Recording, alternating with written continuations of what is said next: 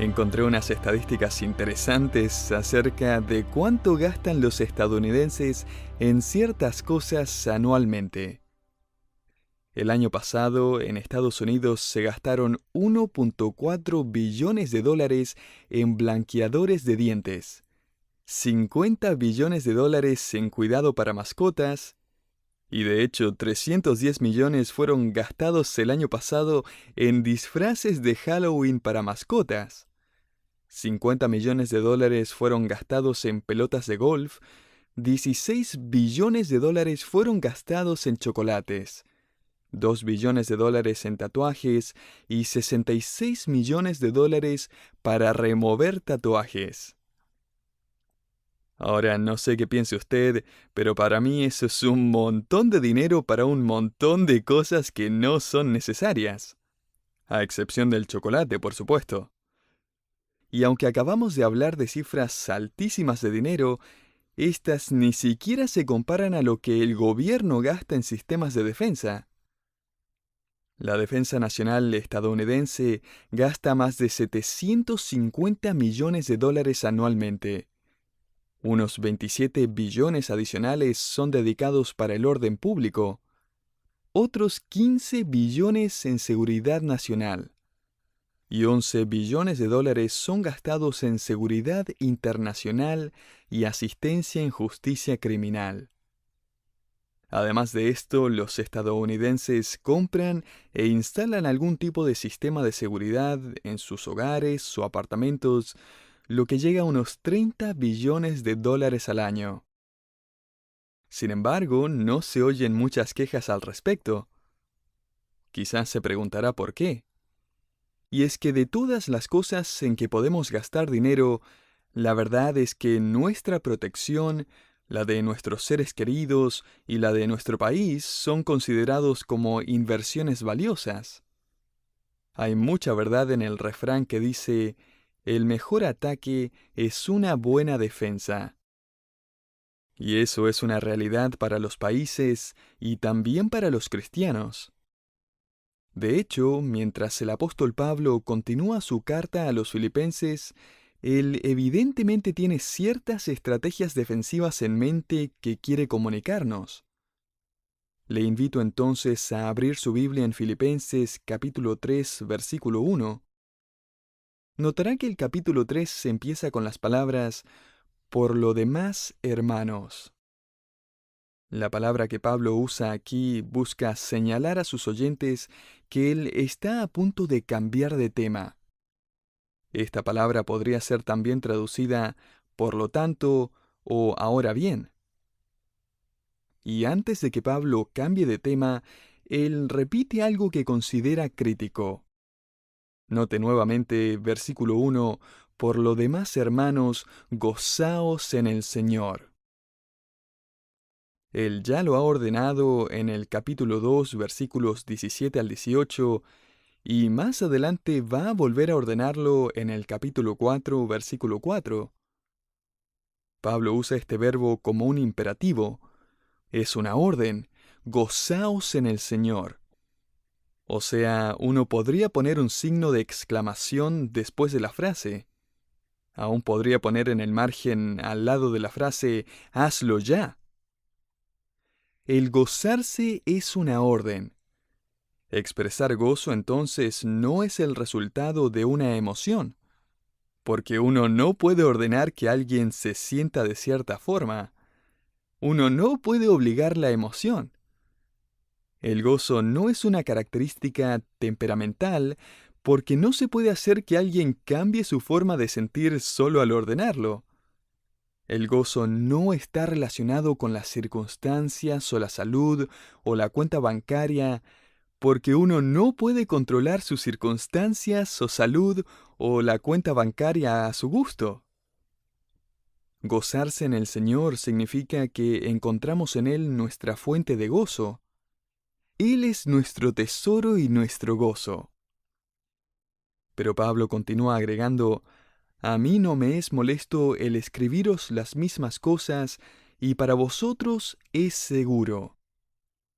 Dicho de otra manera, ya les he ordenado antes que se gocen, pero necesitan entender que el gozarse es para su propia seguridad. Es por eso que quiero repetírselos otra vez para su seguridad.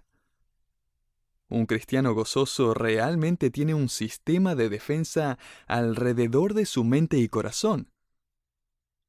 Un autor comentó acerca de este mandamiento y escribió que el creyente simplemente no puede estar quejándose y al mismo tiempo estar gozándose en el Señor. Es simplemente imposible hacer las dos cosas al mismo tiempo.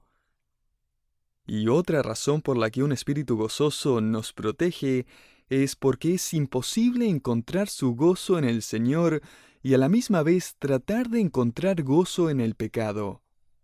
Es imposible hacer ambos. Por lo tanto, Pablo dice aquí que gozarse en Cristo es seguro. La palabra que Pablo usa aquí para seguro viene de una palabra que significa literalmente proteger de tropezar o de perder la estabilidad. El gozarse en el Señor puede hacer todo eso y aún más. Matthew Henry, el expositor puritano de los años 1600, lo puso de esta forma cuando escribió: "El gozo del Señor es una armadura divina contra los ataques de nuestros enemigos espirituales. Esta quita de nuestras bocas el gusto por aquellos placeres con los cuales el tentador busca atraernos. El gusto del gozo en nuestras bocas hace que los ofrecimientos del tentador parezcan desabridos en comparación. El gozo es nuestro protector. Regocijarse en el Señor es una defensa espiritual. Es una actividad que escogemos hacer. Pablo escribe aquí: déjenme repetir esto una vez más. Obedezcan esta orden, gócense en el Señor. Eso es lo que escogemos. Ahora Pablo continúa diciéndonos a quiénes debemos evitar. Pablo quiere que nuestro radar espiritual esté atento para captar y enviar señales de alerta al percatarse de ciertos individuos. Esto es lo que escogemos, y ahora estos son a los que evitamos. Note el versículo 2. Guardaos de los perros, guardaos de los malos obreros, guardaos de los mutiladores del cuerpo. ¿Notó que Pablo usó la palabra guardaos 3 veces? Esta es una orden, y significa estar continuamente alerta. En otras palabras, estamos ya usando nuestro chaleco antibalas llamado gozo en el Señor, y ahora debemos estar más alertas que nunca, atentos a nuestro alrededor, cuidándonos de los peligrosos enemigos que quieren robar nuestro gozo. ¿Quiénes son estos enemigos? Pablo los describe con 3 términos que son más bien ofensivos, términos que no quiere que el creyente olvide. De hecho, hay algunos que creen que Pablo estaba siendo completamente grosero e imprudente. O sea, él no estaba siendo para nada amable. Y no es que Pablo está simplemente insultando a estas personas porque sí. Él está profundamente preocupado por la seguridad de la iglesia en Filipos. Él sabe que estos falsos maestros son peligrosos. Así que Pablo no mide sus palabras o anda con rodeos. Note nuevamente su primera descripción: guardaos de los perros. Necesitamos entender que cuando Pablo escribió esto, la gente no tenía perros de mascota como hoy en día.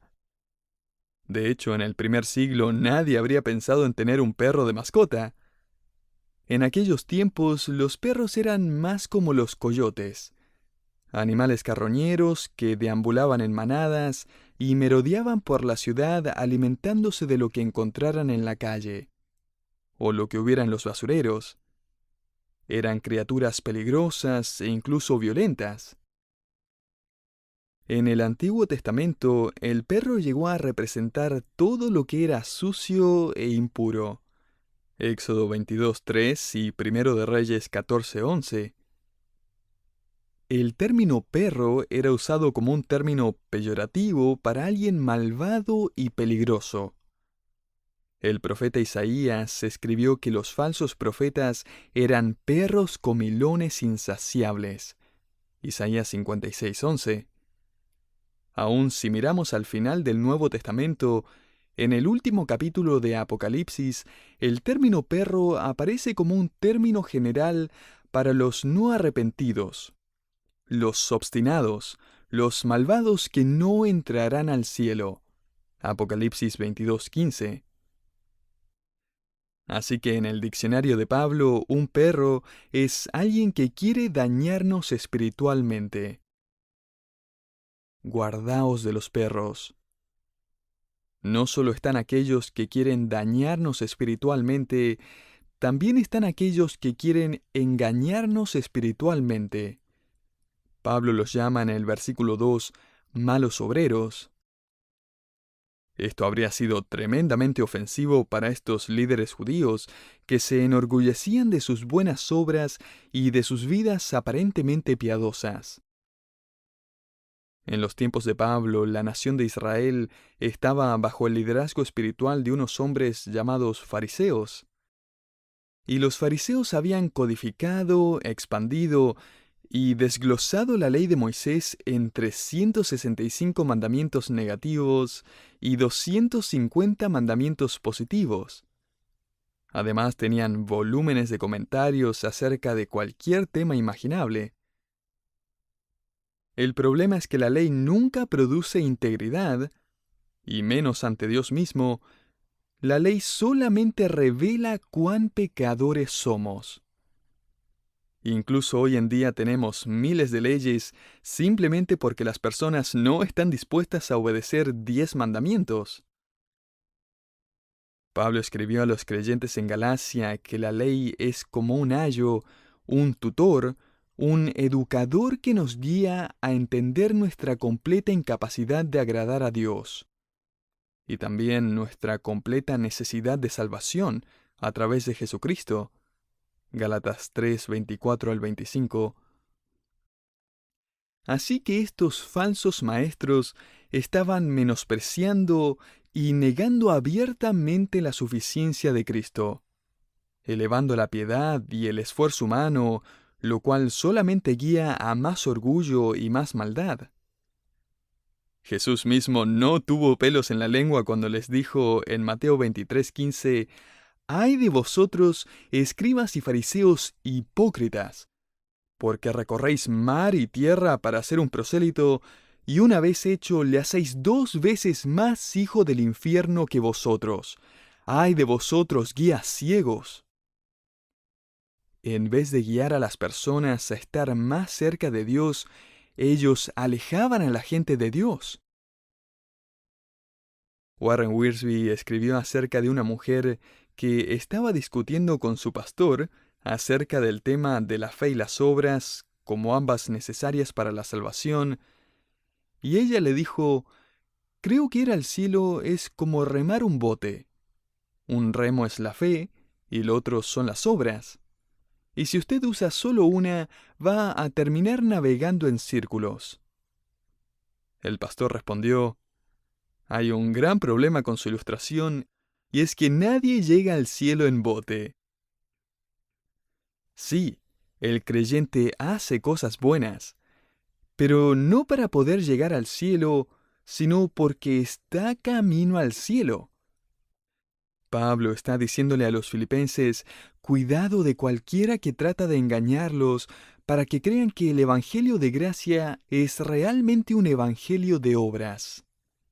Un evangelio de peca menos seguido, ora más, haz más, trabaja más duro, haz más buenas obras, y luego quizás Dios te ame y te acepte.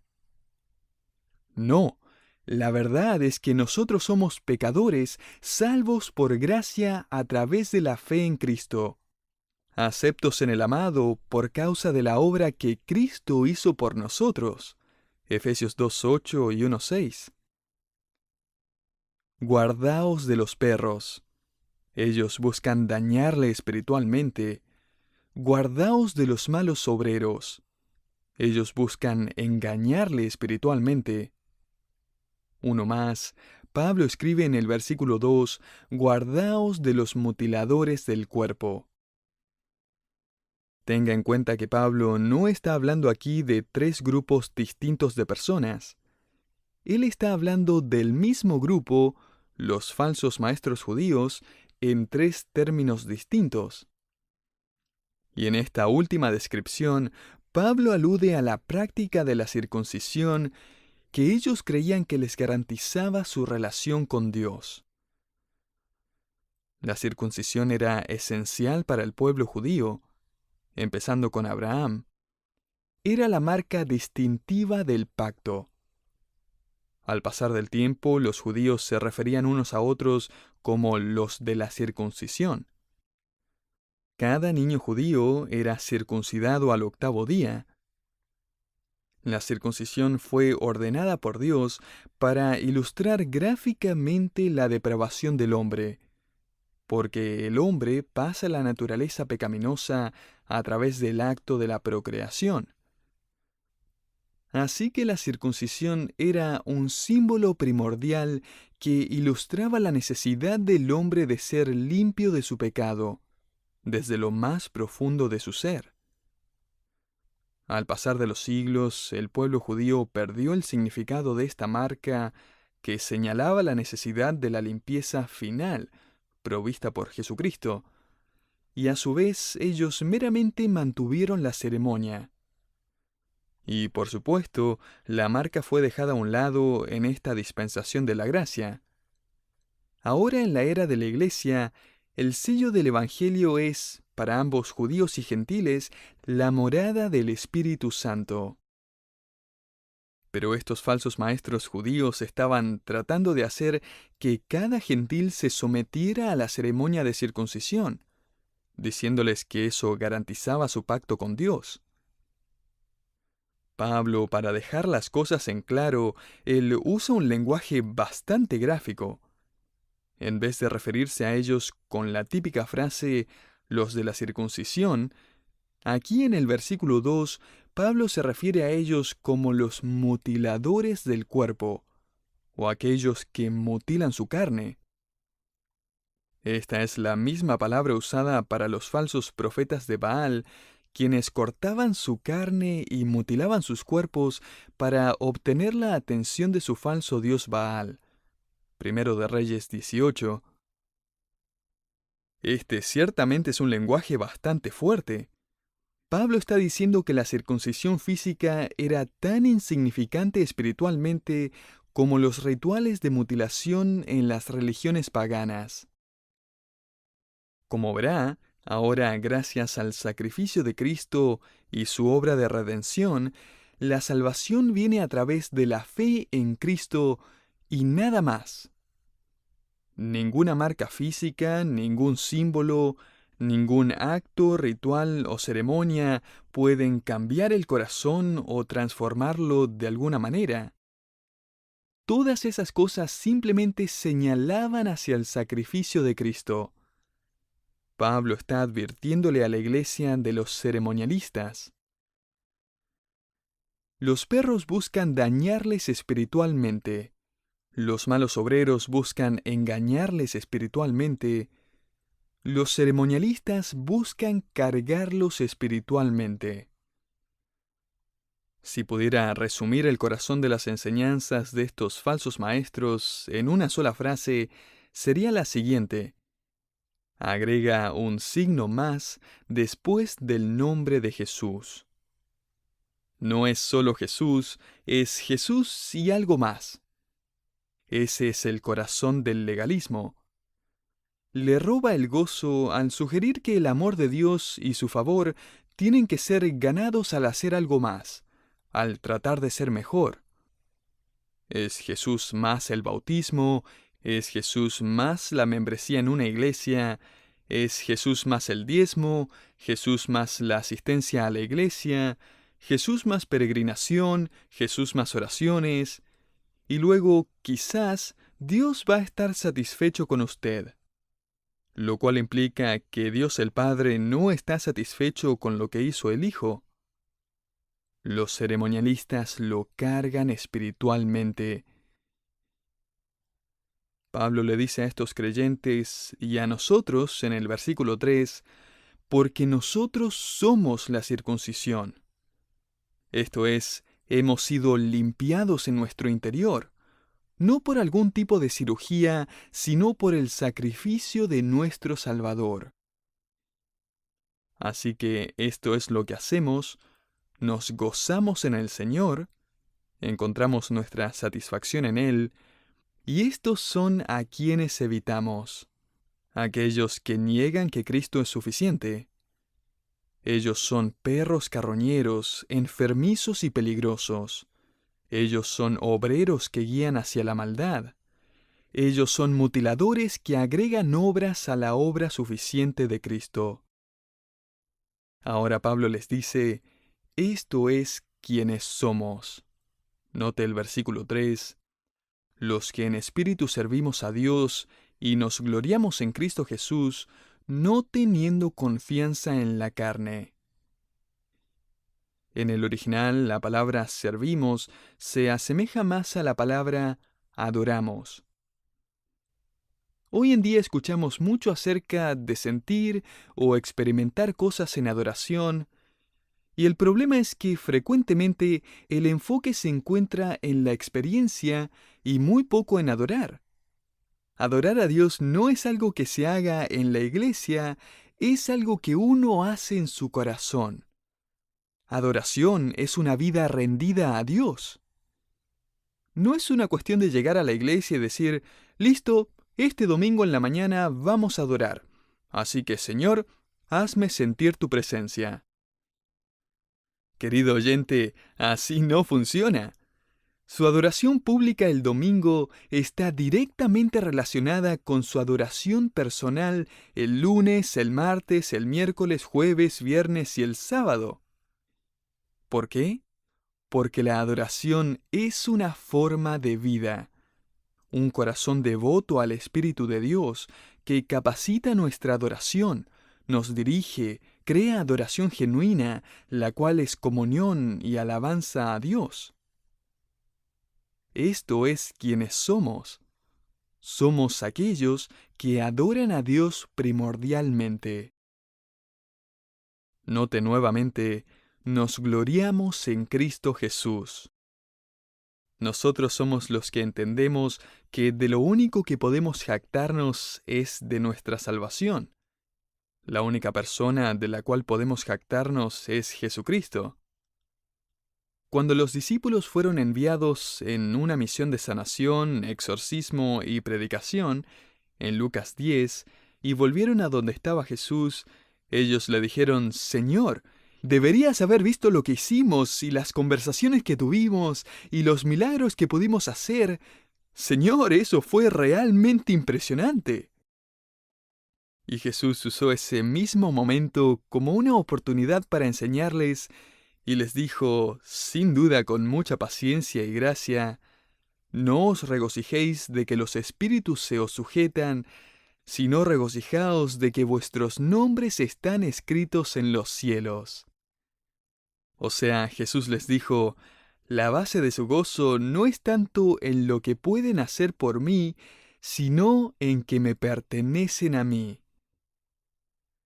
Somos los que adoran a Dios primordialmente, somos los que más se jactan de Jesucristo. Tercero, somos los que menos confían en sí mismos. Pablo escribe al final del versículo 3, no teniendo confianza en la carne.